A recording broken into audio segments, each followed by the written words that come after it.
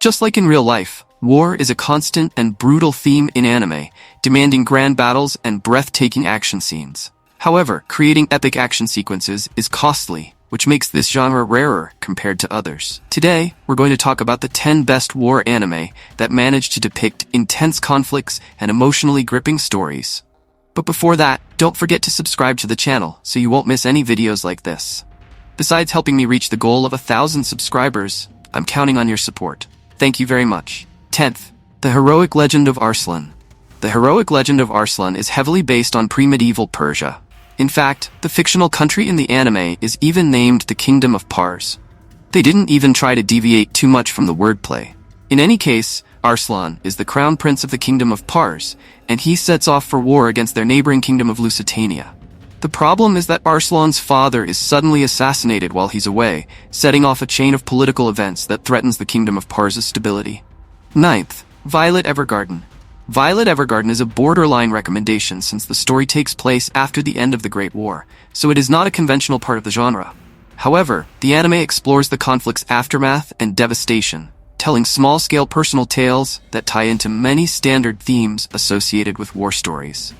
More importantly, Violet Evergarden is just an all-around great series that features fantastic animation, an immersive setting, and a unique protagonist who develops quite a bit as the season progresses. Ever since she was young, Violet was trained to be a child soldier, and she took plenty of lives and saw a lot of tragedy during the Great War.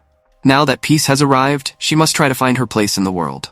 8th, Near Automata Ver 1.1a. Based on Yoko Taro's bizarre sci-fi epic, Near Automata Ver 1.1a lives up to its source material's complex characterization and unique story structure, all the while telling a pretty standard tale about the pointlessness of war. Set in the distant future, Earth is largely abandoned, but it serves as a battleground for a seemingly endless conflict between alien machines and androids, the latter fighting to protect humanity's home planet. Near Automata Ver 1.1a can be a touch too convoluted for its own good at times, with the non-linear structure occasionally getting quite confusing. However, the writing, themes, and characters are all fantastic, and they are accompanied by top-tier animation and music. Season 2 is considerably better than its predecessor, but the former builds on the latter's ideas, so they should both be watched. 7th, Jormungand. Jormungand tackles a lot of controversial material stemming from the contemporary world. Its protagonist, Jonah, is a former child soldier who is compelled to become a bodyguard for an idealistic illegal arms dealer and mercenary leader who wants to bring about world peace. Sounds ironic, but the anime is willing to tackle that debate while unraveling the complexities of its characters, all of whom have a history of modern conflict. Jormungand is thus a unique anime set in a contemporary world that isn't afraid to drag its viewers out to bask in the harsh realities of the world, all the while spinning its fantasy tale. 6th, Attack on Titan. Attack on Titan's setting is more of an odd fantasy cross between the Victorian era and the Industrial Age, where giants roam around the continent and its endangered inhabitants have to wage a defensive war against them. That's what's happening for the first 3 seasons. After that, the whole anime becomes a full-blown war epic, complete with bombs, zeppelins, and automatic mounted weaponry. Attack on Titan's greatest strength is its unpredictability, both in terms of reveals and character progression, especially for Aron. While initially coming across as a relatively traditional humans versus monsters narrative, AOT expands beautifully with each new season, introducing political, social, and ethical dilemmas that emphasize ambiguity above black and white morality. 5th, Code Geass. Code Geass reimagines a world where the British Empire decided to not let the sun set on their dominion and straight up conquer everything, including Japan. For some reason, one of the British nobles named Lelouch with a claim to the crown grew up in Japan and was accidentally given the power of the Geass, where he can hypnotize people to do his bidding using his gaze. With his newfound powers and his closeted hatred for his own invasive country, Lelouch sets out to liberate the people of Japan and wage war against his father, the Emperor. As his brilliant victories mount, thanks to the Geass and his intellect, Lelouch becomes more and more ambitious and sets his sights on world peace. 4th, 86 mecha anime can be a tough sell for people who aren't into the whole idea of giant robots fighting it out. It's a niche genre, and trying to convince people to check out a show that is more than what its genre implies can be pretty challenging. However, people who decide to dive into this genre will be more than happy with what 86 brings to the table. This series is expertly paced and adapts the source material in a manner that elevates the overall product, which is what most anime should strive to achieve. The execution of the plot's themes is done gracefully, leading to a great, thought-provoking watch that makes 86 an underrated gem in the eyes of many fans. Third, Grave of the Fireflies. There's a reason why Studio Ghibli has attained such a commendable reputation in the industry. This production house does a great job of charming viewers with its unique visuals and bright, colorful worlds. However, while many people have inaccurately associated the studio with creating content for all ages, Grave of the Fireflies is a great example of how well this esteemed production house can tackle more mature themes too. Watching the war orphans struggle after the death of their mother is a truly heartbreaking watch that will move many people to tears.